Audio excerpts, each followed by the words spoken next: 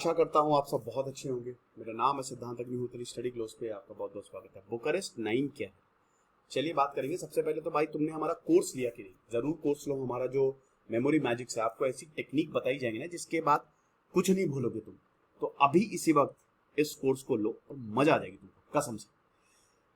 और हाँ, एक चीज और कि टेलीग्राम ग्रुप यार ज्वाइन नहीं किया तुमने अभी तक, टेलीग्राम ग्रुप ज्वाइन करो यार। कोर्स लेने के बाद टेलीग्राम ग्रुप ज्वाइन करो। ऐप में ही लिंक दिया हुआ, नहीं तो व्हाट्सएप पे ले लो।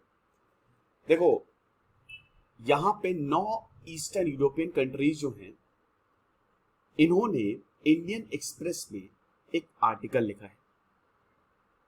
और मतलब जो भारत के इनवॉइस है, invoice to India of 9 eastern European countries, 25 मार्च को लिखा कि जो इंडियन पब्लिक है वो अब समझे कि फैक्ट्स क्या है ग्राउंड पे। ये प्री मेडिटेटेड, अनप्रोवोक्ड और अनजस्टिफाइड रशियन एग्रेशन है।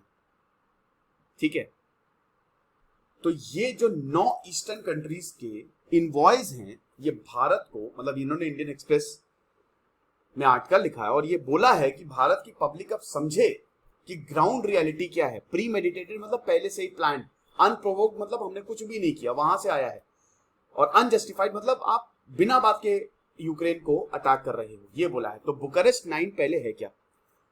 अच्छा, सबसे पहले तो बुकारेस्ट कैपिटल कहां की है, क्या बता सकते हो? बुकारेस्ट वहां की कैपिटल है जहां से अभी भारतीय वापस आए। यूक्रेन जो है अपना बॉर्डर पोलैंड और इधर अरे यार भूल गया मैं रोमानिया, और रोमानिया की ही कैपिटल है वैसे बुकारेस्ट, और भी बहुत सारे देशों से शेयर करता है। तो बुकारेस्ट जो है वो रोमानिया की कैपिटल है। और बुकारेस्ट 9 है 9 नेटो कंट्रीज का अलायंस जो ईस्टर्न यूरोप में है। ठीक है, ईस्टर्न यूरोप जो है वो सोवियत का पार्ट था 1991 तक, बाद में वो स्प्लिट हो गया। ये इस समय अमेरिका लेड मिलिट्री अलायंस, क्योंकि जब कोल्ड वॉर खत्म हुआ ना, तो इन 9 देशों ने ज्वाइन कर लिया किसको? अमेरिका को, नेटो को। तो अब अमेरिका के साथ है, नेटो के साथ है, इन्होंने ये बोला है भारत से कि भाई आप समझो, लोगों से ये अपील की है। ठीक है, तो इसको B9 बोला जाता है। 4 नवंबर 2015 को इसको फाउंड किया था और इसीलिए बुकारेस्ट 9 बोला जाता है, क्योंकि ये रोमानिया में ही बेसिकली हुआ था। चल, लिखा तो हुआ है कैपिटल ऑफ रोमानिया। ग्रुप जो है इसको क्लॉस आयोनिस, क्या नाम है भाई, जो कि प्रेसिडेंट है रोमानिया के 2014 से, नहीं अभी भी हैं, और आंद्रे दुदा जो कि प्रेसिडेंट है पोलैंड के। तो इस ग्रुप को 4 नवंबर 2015 में फाउंड किया था क्लॉस आयोनिस, जो कि अभी राष्ट्रपति है रोमानिया के, और आंद्रे दुदा जो कि प्रेसिडेंट है पोलैंड के, तब इसको फाउंड किया गया था। ठीक है, तो मेंबर्स देख लीजिए आप कौन कौन से हैं। रोमानिया, पोलैंड, हंगरी, बल्गेरिया, चेक Republic, Slovakia, Estonia, Latvia, Lithuania, सभी पार्ट थे सोवियत के। जितने भी B9 मेंबर्स हैं ये यूरोपियन यूनियन के भी पार्ट हैं। भाई नेटो कंट्रीज यूरोपियन यूनियन के भी मेंबर्स हैं और नेटो के तो हैं ही हैं। और ईस्टर्न यूरोप जो है वो वही सोवियत के साथ था, अब यहाँ पे आ गया है। आप देख सकते हो मैप में भी, आप आराम से देख लो इसको। और ये देखो, ये यूक्रेन है, रोमानिया, स्लोवाकिया, पोलैंड, इन सबसे बॉर्डर जो है रशिया से तो अपनी बॉर्डर शेयर करता ही करता है। और ये बगल में पूरा का पूरा रशिया जिसने बैंड बजा रखी है। इधर फिनलैंड आ गया, रशिया फिनलैंड को भी आजकल काफी ज्यादा धमका रहा है। फिनलैंडाइजेशन, एक मैं आपको आर्टिकल, चलिए मैं उसमें लेक्चर बना दूंगा। फिनलैंडाइजेशन वो बहुत ही शानदार आर्टिकल है इंडियन एक्सप्रेस का कि व्हाट इज फिनलैंडाइजेशन, वो जरूर पढ़िएगा, तो आपके लिए होमवर्क है। तो ये क्या, अब वार्सो पैक्ट क्या था, जो कि सोवियत का था। जब कोल्ड वॉर शुरू हुआ तो नेटो और वार्सो पैक्ट ये दो बने। वार्सो पैक्ट सोवियत डोमिनेटेड था और नेटो अमेरिका डोमिनेटेड। 1991 के बाद सिर्फ बचा क्या? नेटो। वार्सो पैक्ट के पार्ट थे रोमानिया, पोलैंड, हंगरी और बल्गेरिया। ये याद रखिएगा, पूछ लिया जाएगा बेटा। ठीक है, इस तरीके से ये सवाल पूछे जाएंगे, किसी भी एग्जाम में पूछे जा सकते हैं ये। बाकी चेकोस्लोवाकिया, ईस्ट जर्मनी और अल्बानिया जो है ये भी वार्सो पैक्ट, ये भी थे। एस्टोनिया, लातविया, लिथुआनिया ये यूएसएसआर के पार्ट थे। तो आप देख ही सकते हो कि सब सोवियत कंट्रोल थे। फंक्शंस क्या है भाई? सिंपल सी बात है कि अपने भाई B9 है तो आपस में, जब ये पहले तो सोवियत कंट्रोल करता था, लेकिन जब टूटा, डिसइंटीग्रेट हुआ सोवियत, तो बहुत सारे देशों में ना वॉर शुरू हो गई, है ना। बल्कनाइजेशन आपने सुना होगा, बल्कन वॉर भी शुरू हो गई। क्या हुआ ना कि बहुत सारे देश संभल नहीं पाए, अपने आप को संभाल भी नहीं पाए। फिर बाद में धीमे धीमे चीजें ठीक हुई। तो उसके बाद इन्होंने फिर अपना ये जो ग्रुप बनाया है कि आप आपसी में हम लोग बातचीत करेंगे, पार्टिसिपेट करेंगे, और कुछ भी अगर कंट्रीब्यूशन होगा, ठीक है, वो भी हम देंगे, नेटो में जो भी कंट्रीब्यूशन होगा।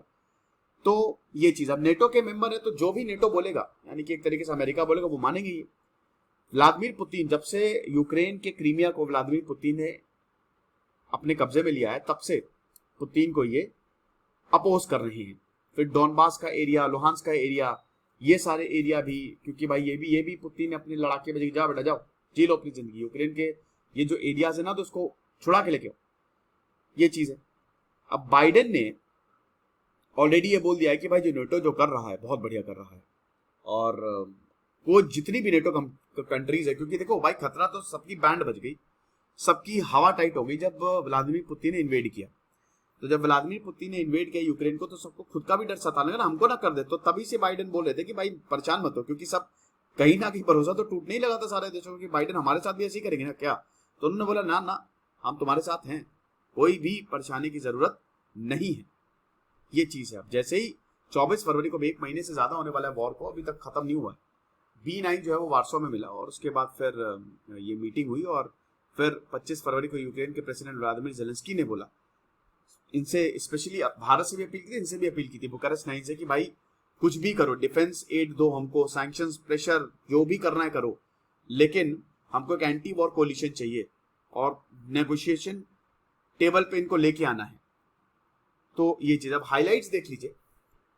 हाइलाइट्स ये है सबसे पहले कि NATO is not an organization that expanded to the east. सबसे बड़ी बात है जो रशिया बार बार आरोप लगा रहा है, जो हम हार्फी पे समझ रहे हैं, कि नेटो ये वो ऑर्गेनाइजेशन नहीं है जो कि इस ईस्ट में एक्सपैंड कर रही है। हम है, it was we independent European states जो वेस्ट में जा रहे हैं। बहुत बड़ी बात है। नेटो ईस्ट पे ईस्टवर्ड नहीं जा रही, लेकिन हम वेस्ट में जा रहे हैं। आप समझे, हम जा रहे हैं उधर पे, मतलब हम तो सोवियत के साथ ही थे, सोवियत कंट्रोल्ड, लेकिन हमारा एक्सपेंशन हो रहा है west side, NATO east side नहीं आ रहा है।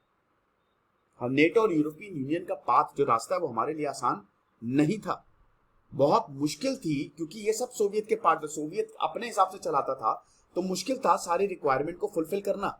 हमको नया कानून बनाना पड़ा, रिफॉर्म्स लाने पड़े। मैंने बताया ना कि जैसे ही, क्योंकि सोवियत के ऊपर डिपेंडेंट थे भाई, आप समझो कि एक पिता है, उसके बच्चे हैं, अब हर कोई पिता के ऊपर डिपेंडेंट है। एक दिन पिता बोला कि अब सारे बच्चे अलग रहेंगे, तो वो बच्चे एकदम से नहीं संभाल पाएंगे ना। अभी तक तो पिता से सब खर्चा पानी मिलता था, अब बच्चे अनाथ हो गए।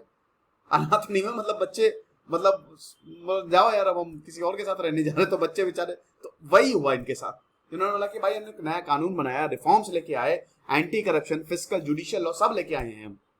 हमने अपनी डिफेंस फोर्सेस तक बनाई है, ताकि हम अपने आप की रक्षा कर सके। यूक्रेन इसका प्राइम एग्जांपल है। फ्री राइड नहीं है, there was no free ride. आपको क्या लगता है नेटो ने, अमेरिका ने हमारी बड़ी मदद की? NATO freedom, democracy, rule of law, respect for smaller Nations के लिए खड़ा है। रशिया यूक्रेन की सॉवरेनिटी को तो रिस्पेक्ट उसने की नहीं, है ना भाई। आप ये समझिए कि रशिया ने ये कमिट किया था कि यूक्रेन की सॉवरेनिटी बनी रहेगी, यूक्रेन अपने न्यूक्लियर वेपन्स को त्याग दे, लेकिन उसने वो ऑब्लिगेशन जो है वो तोड़ दी। तो आप मुझे बताइए कि रशिया ज्यादा धोखेबाज है कि नेटो? कोई भी, no other states has received NATO, no other states has received from NATO over the year so many of us cooperation in dialogue as Russia. अब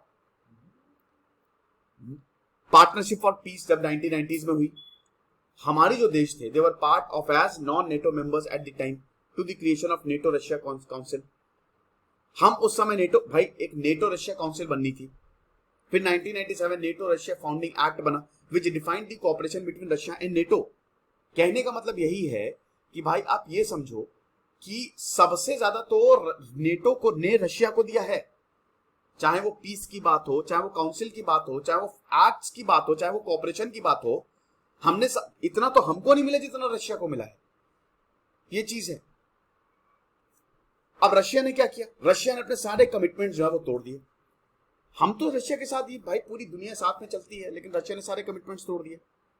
हमारे ऊपर साइबर अटैक्स किए, एस्टोनिया 2007 में, फिर उसके बाद जॉर्जिया को 2008 में उन्होंने एनेक्स किया, क्रीमिया को 2014 में, और उसके बाद they started unjustified unprovoked military aggression against Ukraine. अब ये भाई फ्री और प्रॉस्परस यूक्रेन था, ये रशिया के लोगों के लिए बहुत बढ़िया जगह थी, रशिया के लोग यहाँ पे आते।